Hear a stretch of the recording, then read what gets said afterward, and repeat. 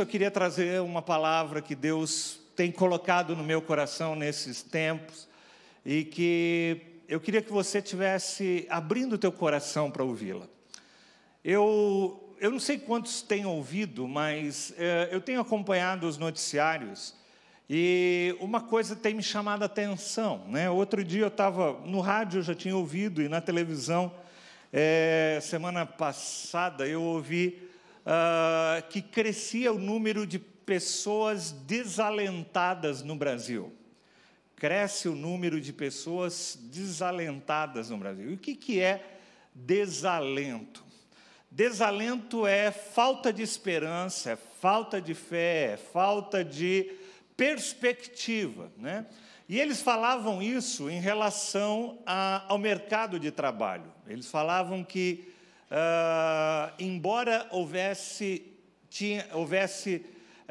diminuído o índice de pessoas desempregadas, ainda havia um número muito grande, um número crescente de pessoas desalentadas no mercado de trabalho. E o que é essa pessoa desalentada no mercado de trabalho? São pessoas que simplesmente não fazem mais parte das estatísticas de que estão procurando emprego, porque elas perderam a esperança de poder achar um emprego novo. Então, essas pessoas estão desalentadas, ou seja, elas já nem entram nos índices de busca de emprego, pessoas que estão querendo uma recolocação no mercado profissional, mas essas pessoas, quando entrevistadas, falam assim: eu desisti, eu já não estou procurando mais, eu não tenho mais perspectiva, eu não acho que vai ter um emprego para mim porque eu não tenho experiência, ou eu não acho que vai ter um emprego para mim porque eu não tenho a idade suficiente, eu não vou encontrar emprego porque há uma crise generalizada no Brasil, e eu não vou conseguir, então eu desisti de procurar. Isso é desalento. Desalento é quando, então, alguém perde a perspectiva de uma mudança. Ela começa a olhar as coisas de uma forma tão negativa que ela não consegue enxergar, muitas vezes, saída para algumas situações. Eu falei aqui de um mercado de trabalho, mas o desalento, ele pode ser em várias áreas da nossa vida. A gente pode estar desalentado, não ter mais perspectiva de que você vai poder fazer isso, aquilo, que um dia você conseguirá isso. Pode ser no teu contexto familiar, pode ser no teu contexto ministerial, pode ser em tantas áreas da nossa vida, onde a gente perde a perspectiva e deixa ser invadido por uma onda de negativismo. Você começa a olhar e falar: isso não vai dar certo, isso não vai acontecer, isso não... E começa o não a tomar conta do nosso coração. E eu achei interessante, porque eu não tinha compartilhado com a pastora Sônia o que eu ia ministrar hoje. E a pastora Sônia disse que hoje ela acordou com uma palavra no seu coração, que era a palavra sim. E é interessante porque eu quero falar exatamente um pouco sobre esses dois polos da nossa vida. Quando a gente olha ao nosso redor e parece que tudo ao nosso redor diz não. E o que é que Deus faz na nossa vida durante esse período? E eu queria ler um texto com vocês que está lá em Filipenses, um texto muito conhecido, Filipenses capítulo 2, quando ele diz assim, no versículo 5, quero ler só o 5 por enquanto, depois eu vou ler o restante. Seja a atitude de vocês a mesma de Cristo Jesus. Vira para quem está do teu lado e fala assim: seja a tua atitude a mesma de Cristo Jesus. Agora eu quero que você fale para você mesmo, que seja a minha atitude a mesma de Cristo Jesus. Você já viu Jesus em alguma passagem bíblica dizendo: a gente não vai conseguir isso, não vai dar certo isso não tem jeito? Você já viu alguma passagem Jesus falando isso? Você já viu alguma passagem Jesus desalentado, deixando de crer, ou deixando de esperar, deixando que aquelas coisas que estavam ao seu redor, por mais difíceis que fossem as situações. Você já imaginou Jesus em algum momento, ou você já viu algum?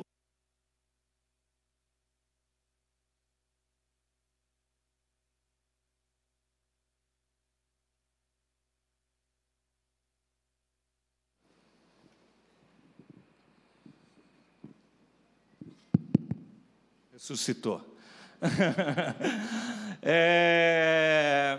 Você já viu Jesus em algum momento dando um relato, um repórter negativo?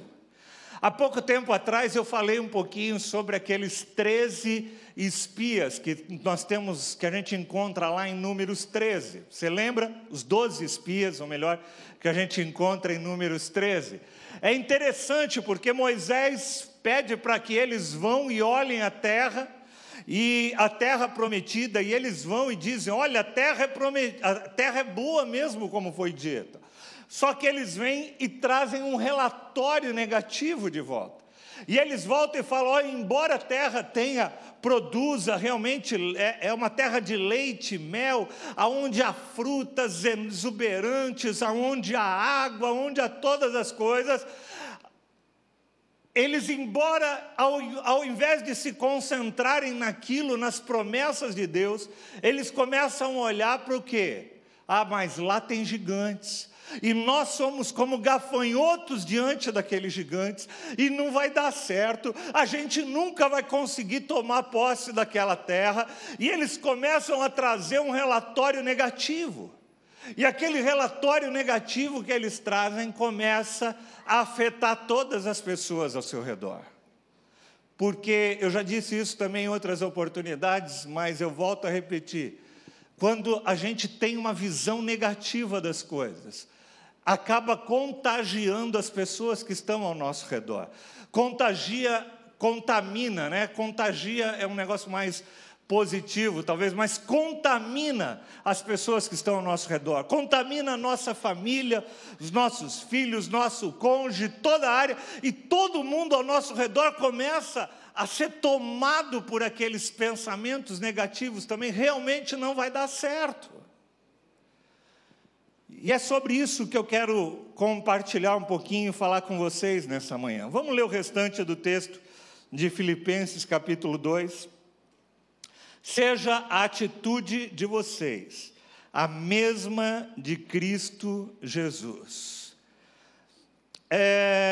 que embora sendo Deus, não considerou ser igual a Deus, era algo ao qual devia apegar-se, mas esvaziou a si mesmo, vindo a ser servo, tornando-se semelhante aos homens, e sendo encontrado em forma humana, humilhou-se a si mesmo, e foi obediente até a morte, e até a morte de cruz. Essa palavra, que seja a atitude de vocês, seja a atitude a mesma de Cristo Jesus, volta lá no versículo 5, seja a atitude de você a mesma de Cristo Jesus. Essa palavra atitude, ela vem lá do grego, e é uma palavra que diz, cujo nome é pronel, e ela tem alguns significados interessantes. Ela diz, ser sábio. Ter atitude é ser sábio, é pensar, mas um dos significados para essa palavra é exercitar a nossa mente. Exercitar a nossa mente. O convite aqui de Paulo, quando ele escreve ali a igreja de Filipe, ele está falando, gente, exercite a mente de vocês, façam com que a mente de vocês se conecte à mente de Cristo, e não se conecte a este mundo. Porque uma outra coisa que eu queria pregar nesses dias, tinha várias coisas que Deus tem falado ao longo desse tempo, né? Durante as leituras do nosso devocional, tem sido um tempo muito precioso ao longo desse ano.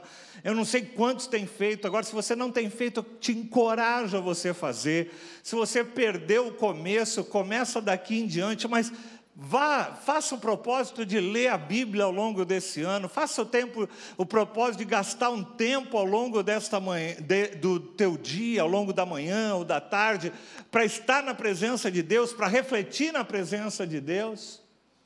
E num desse tempo de reflexão, quando a gente estava lendo lá ainda o livro de Gênesis, a gente tem uma passagem lá muito interessante, que me chama sempre a atenção, está lá em Gênesis capítulo 30, quando Jacó, ele resolve, ele diz que ele ia se separar do sogro dele, ele cuidava do rebanho do sogro dele, e eu não sei se você lembra a estratégia que ele fez, o sogro dele falou, ok, e ele pede para o sogro, faz um trato com o sogro, ele fala assim, olha, vamos fazer o seguinte, todas as ovelhas, ou todo o rebanho que tiver, que nascer com listas, vai ser meu.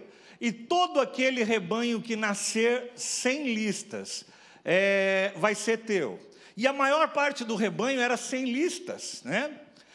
E ele falou, olha, todos aqueles que aparecerem salpicados, manchados, vão ser meus, e os demais que estão com a pele lisa vão ser teus, ele fala para o sogro. E diz lá o texto que então ele pega uma vara, e ele coloca na frente da onde o rebanho se alimentava, e naquela vara ele corta algumas faixas, o rebanho ele ia se alimentar ali naquele local, e à medida que ele se alimentava naquele local, ele ficava exposto àquelas faixas, e assim a cria que ele gerava a partir daquele momento era uma cria de rebanho listado. A gente sabe, amados, pela genética, que isso não acontece porque ele ficou exposto. A gente sabe que isso só aconteceu, e depois você vê lá mais para frente, acho que em Gênesis 32, 33, Deus deixando claro para ele que aquilo foi intervenção de Deus. Mas aquela passagem específica me remete como ilustração de um princípio sobre as nossas vidas. Nós somos ativados por aquilo que nós nos expomos. É interessante, aquele rebanho ele era exposto àquelas listas, e ele gerava a partir daquilo uma descendência toda listada para eles. E o que eu quero dizer é que muitas vezes, amados, nós somos influenciados, nós somos tomados por aquilo ao qual nós nos expomos. E essa questão de a gente exercitar a nossa mente, é trazer a nossa mente daquele pensamento que nós temos, do pensamento ó dia, ó vida, ó céus, que eu sempre falo aqui, né? Tem muita gente que não conhece esse desenho, mas tem muita gente que conhece, aonde fala onde um personagem ele sempre olhava as situações sob uma perspectiva que não daria nunca certo.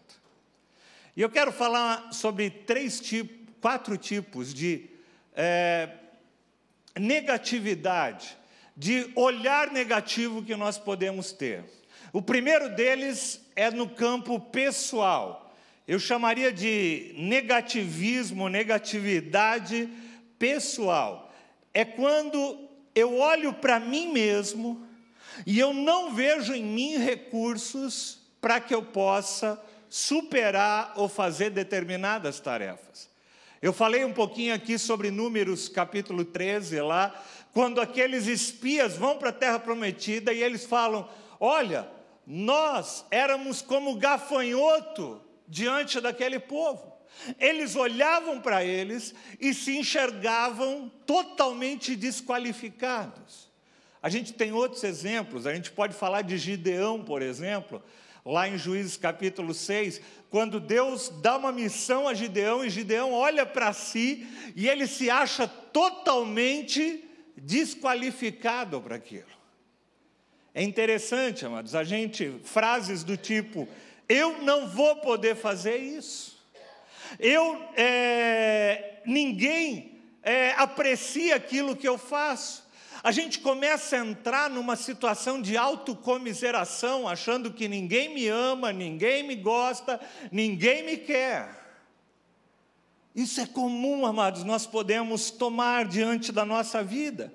Ninguém aprecia o que eu faço. Ou então, até mesmo com relação, às vezes, à nossa aparência. A gente começa a olhar para nós e falar, puxa vida, mas o meu nariz não é do jeito que devia ser, minha boca não é do jeito que devia ser, eu queria ser mais alto, o meu cabelo devia ser melhor. E a gente começa a olhar para nós e a gente começa a querer ser outra pessoa e não nós mesmos.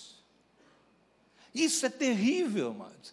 Isso é uma obra do inferno que muitas vezes toma conta da nossa vida e nos paralisa. Eu não sei se eu falei aqui, se eu citei ou se eu cheguei a explicar. Algum tempo atrás eu estava lendo um artigo de um pastor e ele falava de um efeito que ele chama efeito Dunning-Kruger.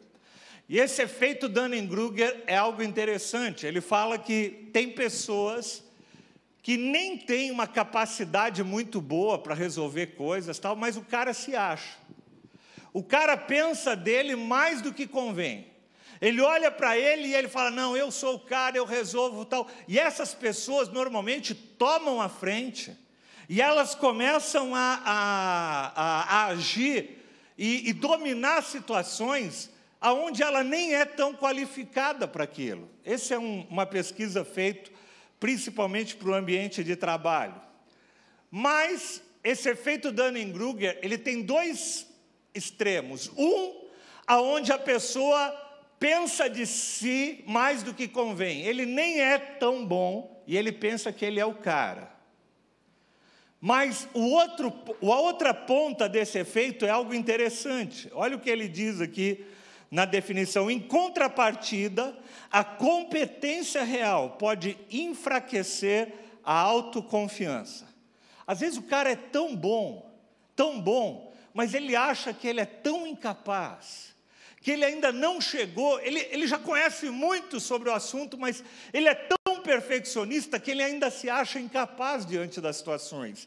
E ele diz aqui, em contrapartida, a competência real pode enfraquecer a autoconfiança. E algumas pessoas muito capacitadas podem sofrer de uma inferioridade ilusória, achando que não são capacitados e, assim, subestimando as suas próprias habilidades, chegando a acreditar que outros indivíduos menos capazes também são tão mais capazes do que eles. E a esse outro fenômeno dá-se o nome também de síndrome do impostor. Por que síndrome do impostor? Porque a gente começa a achar que nós somos uma farsa. Você fala, eu não sou isso que o pessoal diz. Eu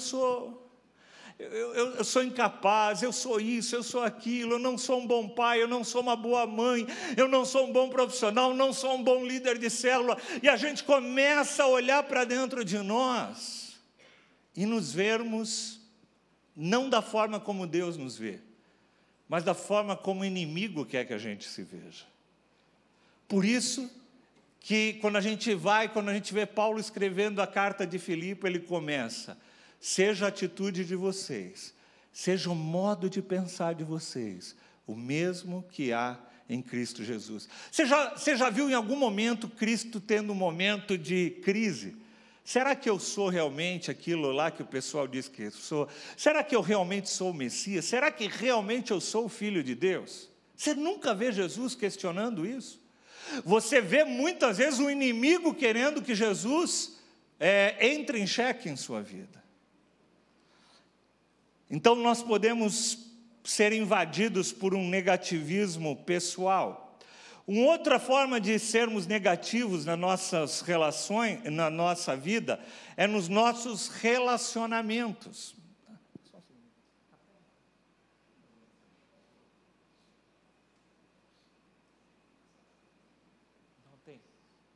Está quente hoje. A outra forma de a gente ser negativo é negativo nos nossos relacionamentos. E algum dos pensamentos que tomam muitas vezes no nosso coração sabe, toda vez que eu confio numa pessoa, eu me frustro. Toda vez que eu confio em alguém, eu me frustro. Então, eu já não crio mais expectativas. Eu não espero nada das pessoas. E nós começamos a assumir uma forma negativa na nossa forma de pensar. Você já viu aquela frase? Você não pode confiar em homens, porque eles são todos iguais. A gente parte que todos os nossos relacionamentos nos frustrarão. Quantas pessoas olham e falam assim, eu queria um marido que fosse diferente, ele nunca vai mudar, ela nunca vai mudar. E a gente começa a botar rótulos negativos nas coisas. Isso nunca vai dar certo, você nunca faz isso, você nunca vai fazer isso. E a gente começa a subestimar o poder de Deus, de intervenção, de agir numa vida e numa pessoa. E a gente começa a ser invadido com isso. Uma outra forma de negativismo é o negativismo circunstancial. Quando a gente determina a nossa felicidade ou algo na nossa vida condicionado a alguma outra coisa. Se eu fosse casado, eu ficaria feliz. Se eu tivesse filho, então eu seria feliz. Se eu tivesse um emprego melhor, tivesse mais dinheiro, se eu tivesse uma casa maior. A nossa casa é tão pequena, por isso que eu não posso abrir uma célula. Eu nunca vou sair dessa dívida. E a gente começa a colocar um monte de situações, de circunstâncias. Se aquela circunstância não acontecer, a minha vida vai ser uma tragédia. Eu não vou pedir para você levantar a mão, mas eu quero que você reflita. Se você já foi invadido, ou você tem sido tomado muitas vezes, por esse tipo de pensamento. Pensamento quando você olha para você e você fala, Senhor, não vai dar certo. Não vai dar certo. Só se isso acontecesse para que pudesse dar certo. E por último, eu queria falar um pouco sobre o negativismo espiritual. Por que Deus responde a oração de todo mundo, mas quando eu oro não acontece nada? Por que, Senhor? Por que eu não consigo me aproximar de Deus? Por quê? E a gente começa a olhar as coisas todas sobre uma perspectiva negativa. Tem pessoas que não param em igreja nenhuma. O cara está hoje aqui, amanhã ali, porque cada igreja que ele chega, sabe o que ele encontra? Ele começa a procurar algo negativo. Algo que não dá certo. Algo que ele olha e ele pode criticar. Então ele vem para... Eu sempre digo isso na classe de integração. Gente, se você vier para edificando, procurando falhas, você vai achar um monte. Nós não somos uma igreja perfeita.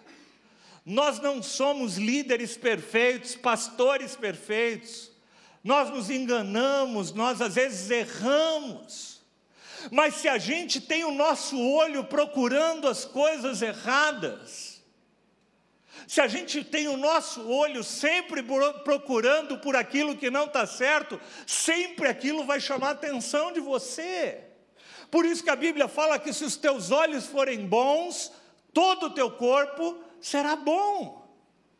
Mas se você entrar aqui e ela começar, olha, puxa vida, está calor aqui hoje, né? A igreja podia até botar um ar-condicionado mais eficiente. Puxa vida, nem vou voltar aqui, vou procurar um local. A gente pode encontrar falhas, defeitos, problemas em tudo que a gente vê. Se a gente olha para o nosso cônjuge, para a nossa família, para as pessoas que estão ao nosso redor somente procurando os defeitos dela, nós vamos achá-los sempre. É interessante porque você não vê Jesus fazendo isso. Você nunca vê Jesus olhando para uma pessoa e falando assim, você nunca vai mudar. Você sempre vai ser isso. Você já viu Jesus falando alguma vez isso? Nunca. Jesus olhava e ele acreditava na mudança, ele acreditava na transformação, ele olhava para o interior das pessoas e não para aquilo que estava exterior, porque a gente encontra aquilo que a gente procura, amados. Como eu disse, tem pessoas que estão sempre frustradas com a igreja, com o corpo de Cristo, e aí vai mudando de igreja daqui para lá, e nunca se encontram. Interessante porque é como se a gente olhar para a natureza, a gente pode encontrar, por exemplo, 2 tipos de pássaros. A gente pode encontrar o abutre, por exemplo, o urubu, né? O que um urubu encontra na caminhada dele? O que um urubu encontra enquanto está voando? Você já viu algum urubu beijando florzinha assim? Urubu encontra carniça. Por quê? Porque ele procura por isso. Você já viu algum beija-flor beijando carniça? Por quê? Porque beija-flor não procura carniça. Beija-flor procura o néctar das flores. O que eu quero te dizer, amados, é que você vai encontrar sempre aquilo que você procura. Se você procura ver defeitos, você sempre vai encontrar defeitos. Sempre. Agora, se você quer encontrar, se você procura um coração generoso, amor. Eu estava comentando, essa semana eu estava dando aula no Inters, e eu já comentei isso aqui uma vez, mas dentro dessa proposta de leitura da Bíblia aí durante um ano, a gente leu agora o livro de Levíticos, né? E o livro de Levíticos é um livro aparentemente meio complicado. Você começa a ler lá e ele fala assim, olha, não faça isso, tira o bolor da tua casa, tira aquilo outro, não faz isso, e pai, um monte de regras. E aí você fala assim, meu Deus, mas que coisa mais chata, né? Você vê as pessoas às vezes falando, a Bíblia é um livro chato ali no começo, a gente parece que é um monte de regras. E se você quiser olhar para Levíticos e para Números como um monte de regras, você vai enxergar um monte de regras que talvez não façam nem sentido, muitas delas, para a nossa vida no século 21. Mas se você lê a Bíblia debaixo da perspectiva de um Deus que é Pai, de um Deus que é amor, de um Deus que quer o melhor para os seus filhos, muda a perspectiva e a forma como você enxerga. E eu comentava com os alunos do Inters essa semana, né? Sempre que eu leio Levíticos, a imagem que me vem na mente é de um pai e de uma mãe que fala para o filho, filho, você já escovou o dente? Vai escovar o dente. Filho, você já lavou a mão? Vai lavar a mão. Filho, você já foi tomar banho? Vai tomar banho. Não é isso que a gente como pai faz? E o que os nossos filhos falam? Meu pai e minha mãe são chatos, pastor. Chato. Você gosta de ficar lavando a mão toda hora, escovar o dente e tal, deixa eu quieto. Mas qual é o olhar dos pais? Nós temos pais que olham para nós com todo amor e que querem o melhor para nós. Querem que você não vá comer com as tuas mãos sujas para você não se contaminar, pegar uma infecção, alguma coisa assim. Para você se limpar das bactérias que você trouxe da rua. Você entendeu, amados? Quando você olha para Levíticos desse jeito, você fala, gente, como Deus era cuidadoso com o povo. Ele colocava um monte de coisas, um monte de regras para que o povo pudesse viver da melhor forma possível. Ele põe regras de descanso, ele fala, você vai trabalhar 6 dias, no 7º você vai parar, entendeu? Vai parar e vai descansar. Aí ele fala, olha, você, se tiver bolor na tua casa, você tira esse bolor, porque senão pode aumentar. Ele não fala, mas hoje a gente sabe que aquilo pode trazer contaminação para a tua casa. Se a gente olha simplesmente como um conjunto de regras, e hoje quando a gente cresce, né? Depois que a gente cresce, a gente olha para as coisas que os nossos pais nos pediam lá atrás, que a gente torcia o nariz, e a gente olha e fala, puxa vida, como nossos pais cuidavam de nós. Eu sempre digo, tem um texto em Deuteronômio, não sei quantos já me ouviram falar isso, mas que eu, particularmente, como engenheiro, acho muito legal. Ele fala assim, sempre que você construir uma laje, uma cobertura de uma casa, faça uma proteção ao redor, para que se alguém vier a cair dali, você não seja culpado do sangue daquela pessoa. E quando eu li esse texto, aí que legal, o pessoal está... Quando você for construir uma casa nova, faça um parapeito em torno do terraço, para que não traga sobre a sua casa a culpa pelo derramamento de um sangue inocente, caso alguém caia daquele terraço. E aí é interessante, porque quando eu li esse texto a primeira vez, como eu disse, eu trabalhei em construção civil durante 20 anos, em obras, né? E um alto índice de acidentes nas obras, sabe quais eram? Quando as pessoas, as construtoras acabavam de construir uma laje, eles construíam aquela laje e o que acontecia? Eles iam construir uma outra laje para frente, mas aquilo ficava aberto. E muitos operários, quando estavam trabalhando nessas lajes, chegavam na beirada delas e, de repente, caíam do alto do prédio, porque não havia proteção, porque o prédio ainda estava em construção. Então, eu não sei bem há quanto tempo, eu estou um pouco afastado da engenharia, mas eu acredito que não deve ter mais que 15 anos. Hoje existe uma norma que regula isso. Então, quando uma construtora acaba de construir uma laje, imediatamente ela tem que fazer uma proteção provisória em toda aquela laje ao redor. Então, comum quando você passar e ver construções, você vai ver um negócio até de plástico, normalmente, o material parece plástico colorido, que chama a atenção para a pessoa ver, protegendo todo o perímetro daquela laje. Para quê? Para evitar que alguém caia lá de cima. Mas essa lei, gente, essa lei de segurança é algo extremamente recente. Se tiver 20 anos, é muita coisa, não deve ter isso. Porque na minha época, que eu trabalhava em obras, já não tinha isso. E aí, quando eu olho para isso, eu falo, gente, aquilo que os homens colocaram uma lei para proteger o trabalhador hoje, Deus já havia colocado isso. Há 3.000 anos atrás ele já tinha falado, quando você construir uma casa, constrói um parapeito ao redor para que ninguém caia lá de cima. Sabe o que é isso? É um Deus de amor, é um Deus que se importa com você, com a tua segurança, com a tua saúde, com os teus relacionamentos, com a tua salvação, com tudo da tua vida. Mas isso depende da forma como você olha. Você pode olhar como um monte de regras, ou você pode olhar como um zelo do Senhor sobre a tua vida. Você pode olhar como uma coisa negativa, ou você pode olhar sob os olhos do amor de Deus sobre uma determinada situação. Lá em Provérbios 23, no versículo 7, na versão revista e atualizada, não na versão NVI, diz assim: assim como você imagina a sua alma, assim ela é. Assim como você imagina a sua alma, assim ela é. Se os teus olhos forem bons, tudo vai ser bom.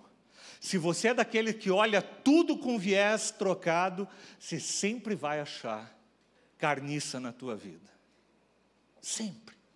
Se o teu olhar é um olhar de urubu, você sempre vai achar carniça na tua vida. Você sempre vai olhar para as pessoas e ver o pior delas. Você sempre vai olhar para a igreja e ver o pior dela.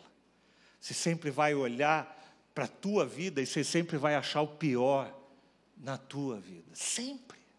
Porque assim como você imagina a tua alma, assim ela é.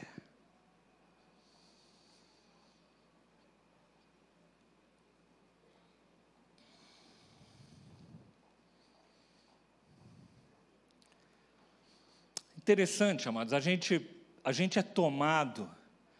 E eu estou dizendo isso, e quando eu preparava esse estudo, eu sempre digo que sempre que eu prego para vocês, primeiro, eu deixo que Deus pregue para mim mesmo, primeiro. E eu não posso negar para vocês, amados, eu sou, como eu disse, eu sou um ser humano de carne e osso, né? Que não sou perfeito. E muitas vezes eu fui invadido por essas ondas, às vezes, de pessimismo. Quantas vezes eu, olhei para pessoas dentro da igreja, pessoas que reiteradamente, né, cometem os mesmos erros e assim, a reação interna nossa é falar, esse cara não tem jeito, essa pessoa não tem jeito mais, nem adianta eu dedicar o meu tempo para ela, porque não vai mudar nada. Eu preciso confessar para vocês, várias vezes já passou isso pela minha mente. E sabe o que acontece, gente? Isso é terrível. Quando a gente para de acreditar em alguém, quando a gente para de confiar, quando a gente para de olhar e falar, é possível, isso é horrível. Porque a Bíblia fala que a fé é a certeza daquilo que nós esperamos. E quando eu olho para alguém e eu não espero mais nada dela, eu estou desalentado, eu falo, essa pessoa não tem jeito, na realidade o que eu estou falando é que acabou a minha fé.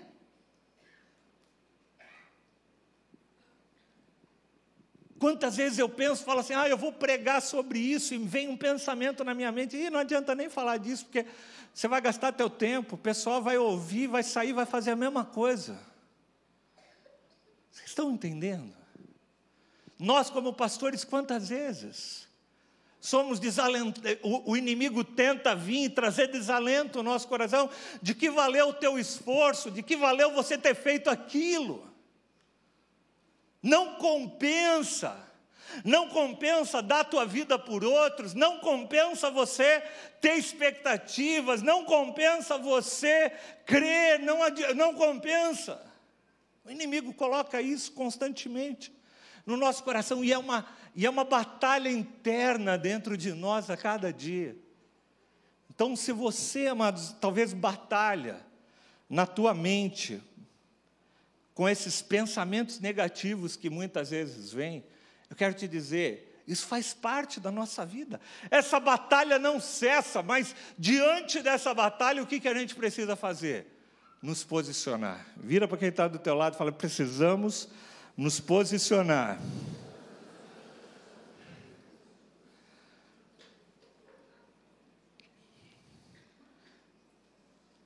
A gente, às vezes, amanhã é segunda-feira, e segunda-feira é um dia, né, tinha até, acho que era um personagem desenho animado, o Garfield, se não me engano, que falava que ele odiava segundas-feiras, né? Porque você acorda na segunda-feira e fala, meu Deus, vai começar a semana toda de novo, né? E você começa a pensar nos problemas que vai ter amanhã lá no trabalho, as coisas que você vai enfrentar, você pega e fala, meu Deus, amanhã vou pegar o metrô, e o metrô atrasa, e se amanhã quebra o metrô, e eu vou ficar, e aquele calor, já estou imaginando o calor que está aqui na igreja, estou imaginando o calor naquele vagão lá, com aquele pessoal lotado, né? E você começa já a ser invadido. Você começa a ser invadido por uma onda de pessimismo. Você fala, meu Deus. E aí, eu muitas vezes sou tomado, por exemplo, por pensamentos assim. Você olha para aquele dia e você fala, meu Deus, hoje vai ser terrível, hoje vai ser difícil. Até que um dia Deus me confrontou com Salmo 118, versículo 24. E eu queria que você tomasse esse texto para a tua vida. Salmo 118, versículo 24, diz assim, este é o dia que o Senhor agiu. Na revista atualizada está, este é o dia que o Senhor fez. Alegremo-nos e exultemos nesse dia. Este é o dia que o Senhor fez. O que eu vou fazer na manhã quando acordar? Vou me alegrar e me exultar nesse dia. Essa segunda-feira vai ser uma segunda-feira, vai ser uma bênção. O metrô vai estar cheio, mas o Senhor vai estar comigo, vai ser uma bênção, porque esse é o dia que o Senhor fez. Eu vou me alegrar e me exultar nesse dia. Obrigado, Deus, pela segunda-feira, obrigado pela terça, obrigado pela quarta, porque todos esses são dias que o Senhor fez. Vamos nos alegrar e nos exultar nesse dia. Então, toda vez, amados, que eu sou tomado por um pensamento, aonde me leva ao desânimo, amanhã vai ser um dia difícil, meu Deus, eu estou só de pensar no dia de amanhã, eu já... Não! O dia de amanhã é o dia que o Senhor fez. Eu vou me alegrar e vou me exultar nesse dia.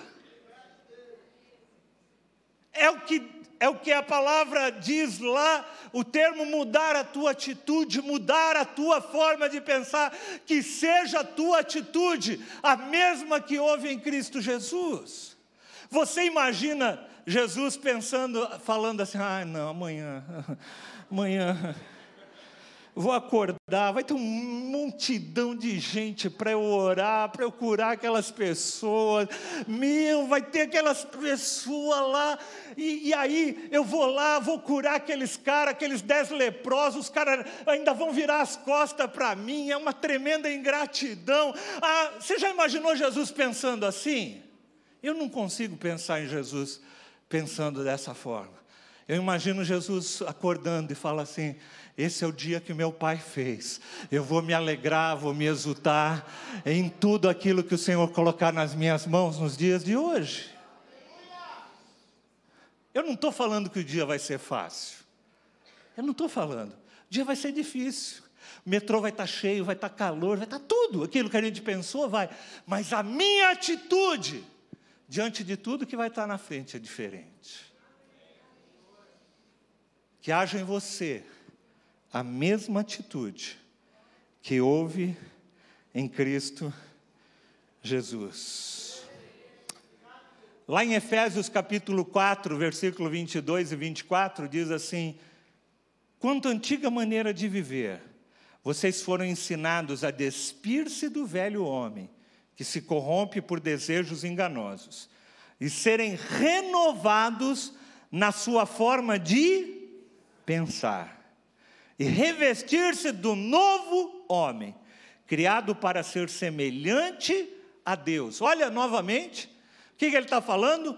Mude a tua forma de pensar, para que você se torne cada vez mais semelhante a Deus, em justiça e em santidade. Deixa de lado o teu velho eu, e substitua pelo novo eu. Seja a atitude de você, quando você acordar e for invadido por aquele pensamento negativo, você fala assim, como é que Jesus pensaria no meio dessa situação? Que seja a atitude de você, a mesma que houve em Cristo Jesus. E eu queria dar algumas dicas, amados, para você poder transformar, permitir que Deus transforme a tua mente. Eu não estou, quando eu falo, gente, de negativo, né? Tem gente que usa muito essa expressão do lado, como é que eu diria? Místico, não é místico, mas a pessoa chega e fala, olha, você precisa ter pensamentos positivos, né? Você não pode, você está com uma carga muito negativa, tá? Você precisa pensar positivo, né? Faz meditação. Começa a enxergar os passarinhos e tal, né? Não é isso que eu estou falando, amados. Eu não estou falando para você trocar os pensamentos negativos por os pensamentos positivos. Estou falando para você trocar os pensamentos negativos pelos pensamentos de Deus. É totalmente diferente. Seja o teu modo de pensar, seja a tua atitude a mesma de Cristo Jesus. Eu não estou pedindo para você pensar que o metrô amanhã vai estar vazio e só vai ter você sentado lá, e você vai conseguir sentar naquele assento que você nunca consegue. Não, não é isso. É o pensamento que houve em Cristo Jesus. Senhor, esse é o dia que o Senhor fez. Se eu não conseguir sentar no metrô amanhã e for em pé, e o cara estiver com o braço levantado, naquele calor do meu lado, e não usou desodorante, mesmo assim eu vou me alegrar e vou me regozijar no Senhor. Amém? Aleluia! Aleluia, Senhor! Esse é o dia que o Senhor fez. É trocar aqueles pensamentos que o inimigo quer fazer com que você paralise, pelos pensamentos de Deus para a tua vida. E eu quero te dar então 3 dicas para você poder vencer algumas coisas quando você é tomado por esse negativismo. Não conviva com pessoas negativas. Não conviva. Quando eu estou falando de conviver, amados, eu estou falando, é lógico, na vida da gente, no trabalho, a gente vai ter pessoas negativas ao nosso redor, sempre vai ter. Eu estou falando, quando eu falo de conviver, eu estou falando de trazer essas pessoas para o teu convívio íntimo, para ser aquelas pessoas com quem você reparte tua vida, com quem você caminha junto. É lógico, a gente precisa caminhar com essas pessoas negativas, porque a gente precisa ministrar para elas a atitude que houve em Cristo Jesus. Mas lá em 1 Coríntios, no capítulo 15, no versículo 33, diz assim: as más companhias corrompem os bons costumes. Repita comigo: as más companhias corrompem os bons costumes. Pessoas que não vão agregar os princípios de Deus na minha vida, eu não vou criar uma amizade íntima com essa pessoa. Por quê? Porque ela é incompatível com aquilo que o Espírito Santo quer fazer e está fazendo na minha vida. Não se deixe enganar. As más companhias corrompem os bons costumes. Sabe quando você percebe que aquilo que te aproxima de alguma pessoa não é algo legal? Que aquela pessoa, sempre que ela está próximo de você, é para fazer uma crítica, é para reclamar de algo. Parece que o que alimenta a relação tua com aquela pessoa é sempre coisas negativas. Sai fora desse tipo de relacionamento. Sai fora. Se relacione com pessoas cujo pensamento vai fazer com que as tuas atitudes sejam semelhantes à atitude que houve em Cristo Jesus. Porque tem pessoa que é assim, né? Ó, você viu o que fizeram? Você viu como estava a igreja essa semana? Você viu o que fulano de tal fez? E que não sei o quê, não sei o quê. É procurar carniça. Se juntar esse tipo de pessoas é procurar carniça. Como faz um urubu. A segunda coisa que eu queria deixar de dica: não se detenha, não deixe que os pensamentos negativos tomem lugar na tua vida. Tem um ditado aí popular que diz que você não pode impedir que uma pomba faça cocô na sua cabeça. Não tem como você impedir. Ela está andando lá no alto, tal, de repente ela soltou um lá e pum, caiu na tua cabeça. Não tem como. Mas tem como você impedir que ela faça um ninho na tua cabeça. Vocês estão me entendendo? Porque para fazer ninho precisa de mais tempo. Pomba precisa vir, sentar, começar a pegar gravetinho, colocar. Você já viu o passarinho fazer ninho, né? Ele vai lá, tal. Então é o seguinte: você não pode impedir que o pensamento negativo venha no teu coração, mas você pode impedir que ele se aloje no teu coração. Eu tenho visto muito uma sociedade onde a desilusão, o desalento, como eu comecei a falar, tem tomado conta das pessoas. E a gente precisa tomar essa atitude. Não deixe que isso tome conta da sua vida.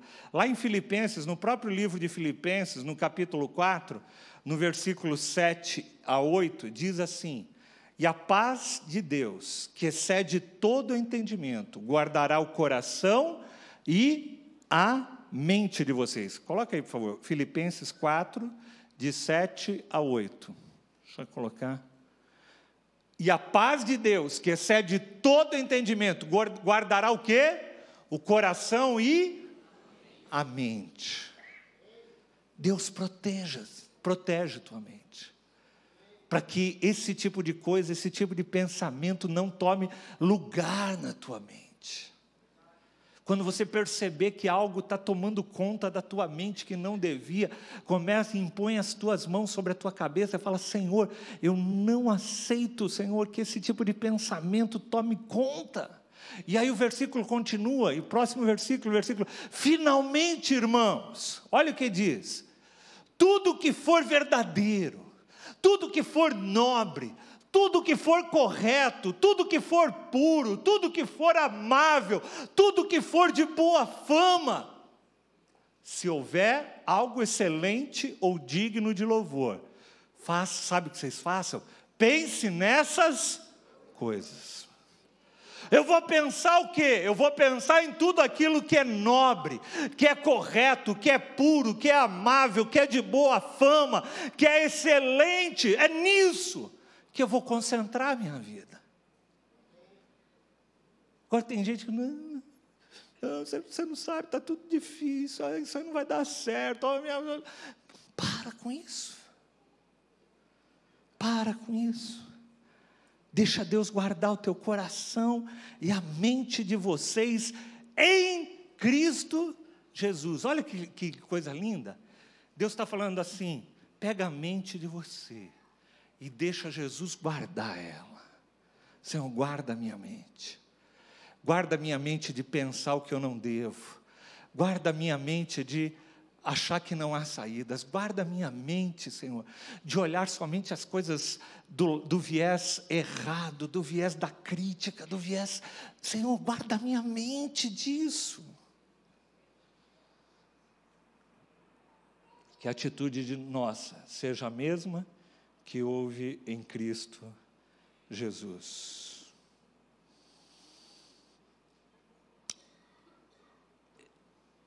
Que você possa pedir e falar: Senhor, substitui os meus pensamentos negativos pelos teus pensamentos. Lá em 2 Coríntios capítulo 10, no versículo 5, diz assim: destruímos todos os argumentos e toda pretensão que se levanta contra o conhecimento de Deus, e levamos todo o nosso pensamento para torná-lo o quê? Obediente. A quem? A Cristo. Quem governa os teus pensamentos? O teu coração, as tuas experiências, o cenário que está ao teu redor. Aqui você vai ser sempre ativado naquilo que você for exposto. Senhor, eu quero expor a minha mente, a mente de Cristo. Que os meus olhos possam ser os olhos de Cristo. Que a minha mente possa pensar como Cristo pensava.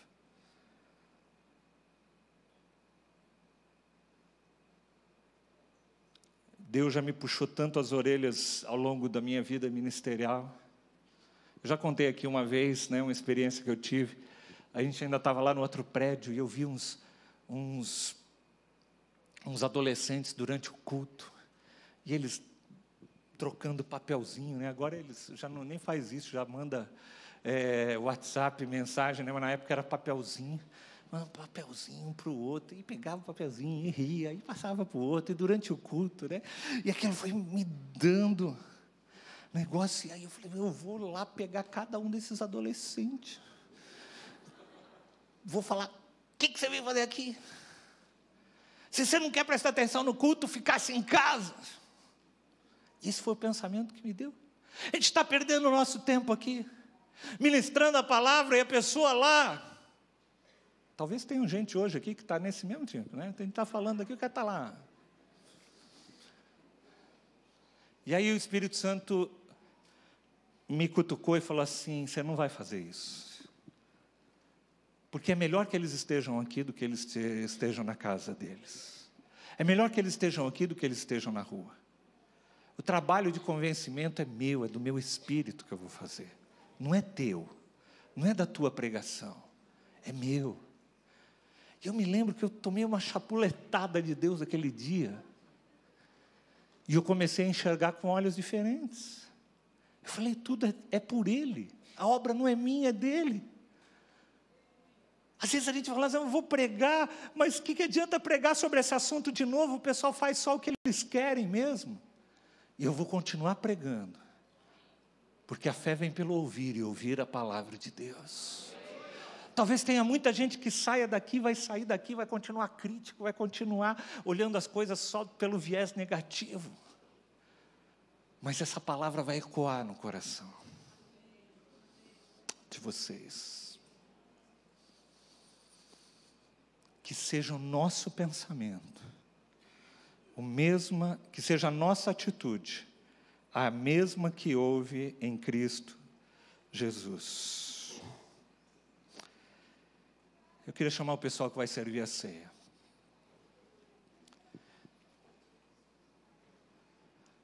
Eu fico imaginando Jesus tendo uma conversa com o pai, falando, pai, você acha que vale a pena mesmo a gente fazer isso que a gente está fazendo? Você acha que vale a pena eu ir para aquela cruz por esse pessoal? Por essas pessoas? Você tem certeza, Deus? Pai, vamos conversar aqui. Eu acho que não vale a pena. É melhor a gente ficar no nosso canto. Você me leva de volta para o céu, eu vou ficar lá no céu, a gente fica nós dois juntos e deixa o pessoal.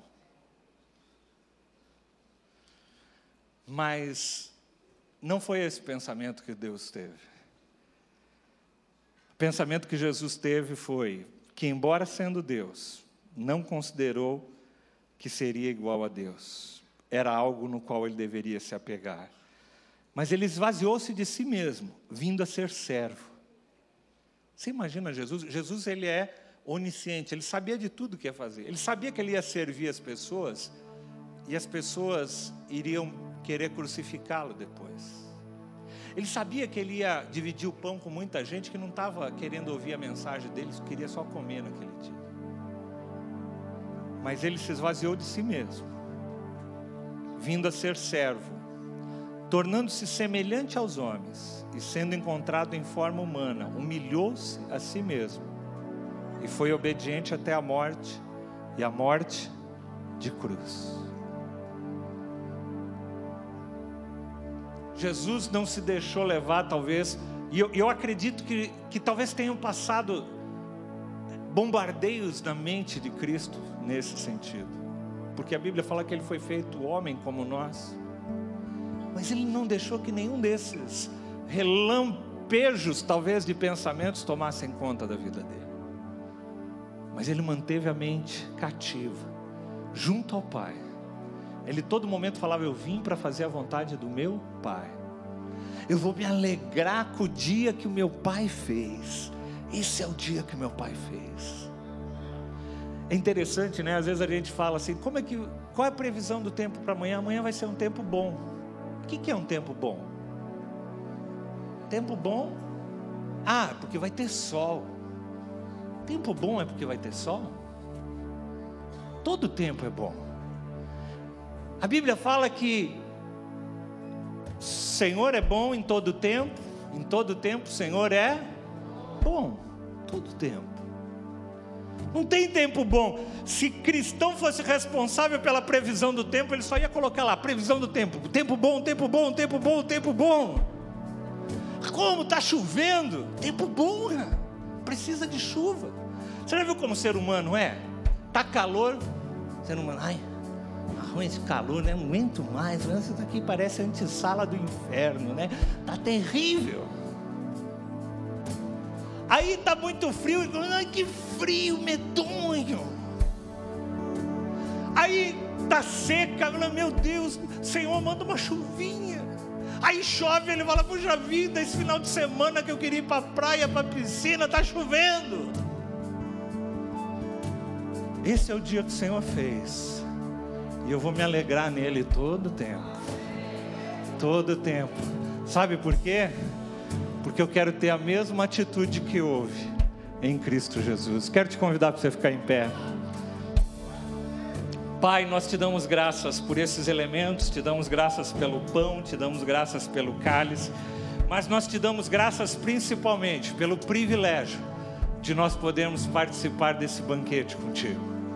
Nós somos gratos a Ti, porque o Senhor não permitiu que tudo aquilo que às vezes nos desanimassem a Ti.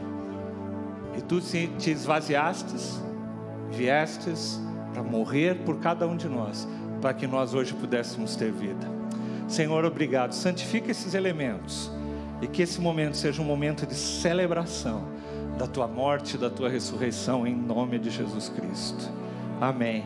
Enquanto nós cantamos esse cântico, nós vamos servir a ceia do Senhor para todos aqueles que são batizados. Se você é batizado nas águas, se um dia você já entregou tua vida para Jesus Cristo, você é convidado para fazer parte desse momento agora.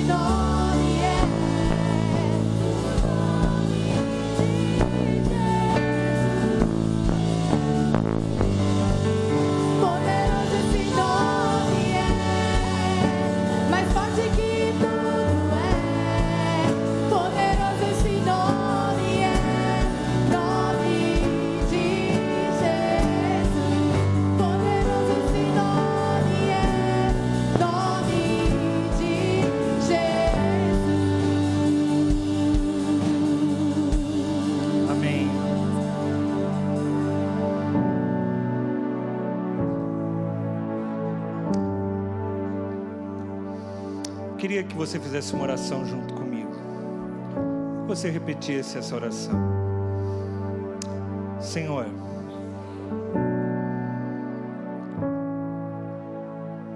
eu não quero passar meu tempo com aqueles que me afastam de Ti com sua negatividade. Me dá o poder de habitar nos Teus pensamentos e não nos pensamentos negativos e destrutivos. Que eles sejam trocados pela Tua verdade. Põe a mão sobre a tua cabeça e fala: Senhor, renova minha mente com a Tua verdade, com a Tua palavra, e me ajuda a ter a mesma atitude que houve em Cristo Jesus. E eu oro em nome de Jesus.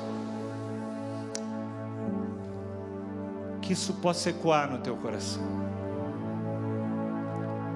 A atitude que houve em Cristo Jesus, como eu disse, não foi de olhar para a humanidade e falar assim: eles não têm jeito. Quando a gente lê o Antigo Testamento, né, você fala: meu Deus, como Deus é misericordioso, como Deus é cheio de graça. Você lê a história de Gênesis lá, de Deuteronômio, de Êxodo, você fala: meu Deus, se eu fosse Deus, eu já tinha acabado com esse povo antes. Está toda hora reclamando de alguma coisa. Para que você me trouxe para cá?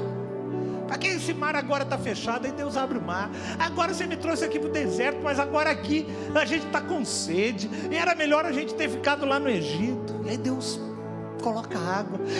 Mas a gente queria comer, a gente queria cebolas lá do Egito. Aí Deus dá o maná. Aí eles começam falando: não, mas é só maná, só maná, só maná. A gente queria comer carne. Aí Deus dá cordonizes para eles. Nosso Deus é um Deus de amor. Acho que cada um de nós, nenhum de nós teria a misericórdia, a graça e o amor que Deus tem. Que a nossa atitude seja a mesma que houve em Cristo Jesus. E hoje, ao celebrar a ceia, eu queria que a gente celebrasse debaixo dessa perspectiva. Jesus tinha tudo para talvez não fazer isso que nós estamos lembrando nesse momento. Ele podia ter sido invadido por pensamentos, tomado por pensamentos e desistido do plano da redenção do ser humano. Mas Ele não deixou com que nada alojasse. Nem mesmo quando o diabo vem tentar colocar na sua mente sede por poder, por ir contra a vontade de Deus, nada. Jesus manteve o foco. Jesus olhava para o ser humano, olhava para mim e para você. E olhava lá desde aquela época. Ele sabia que um dia eu ia nascer. E ele olhava para uma pessoa que nem eu e falava assim: ele não merece, mas eu quero dar a ele, quero invadir ele com meu amor. Eu quero invadir ele com meu amor. Eu vou fazer esse sacrifício pelo Fernando, que vai nascer daqui a 2000 anos à frente, que não merece, que tem falhas, que erra, mas ele olha para mim lá de trás e fala assim: eu vou fazer isso pelo Fernando, eu vou fazer isso pelo Glauco, vou fazer isso pela Ju, pelo Roberto, pelo Álvaro. Eu vou fazer, não porque eles merecem, não porque as coisas são legais, mas Jesus não olhava com esse olhar.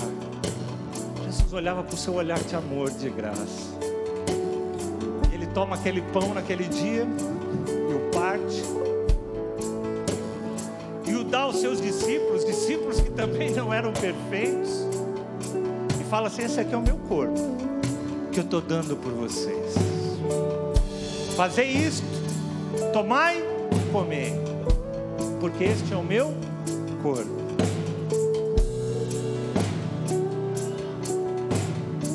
que o nosso pensamento seja o mesmo pensamento, que a nossa atitude seja a mesma atitude que houve em Cristo Jesus. E o que nós precisamos é nos alimentar de Cristo, para que a nossa vida seja semelhante à vida de Cristo. Eu quero que simbolicamente você coma desse pão.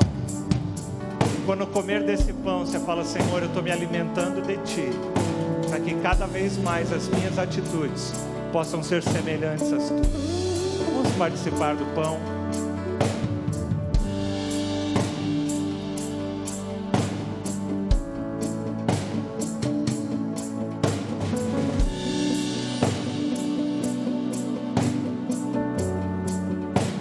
Da mesma forma, Ele tomou o cálice, falou assim: esse aqui é o meu sangue, o sangue da nova e da eterna aliança que eu tenho com vocês. Fazei isto em memória de mim, até que um dia eu volte para buscar a minha igreja amada e querida.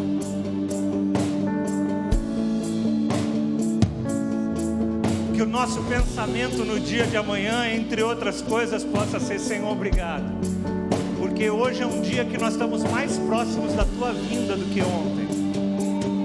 Hoje nós estamos mais próximos da vinda de Cristo Jesus do que nós estávamos ontem, e amanhã nós vamos estar mais próximos ainda da vinda de Jesus Cristo.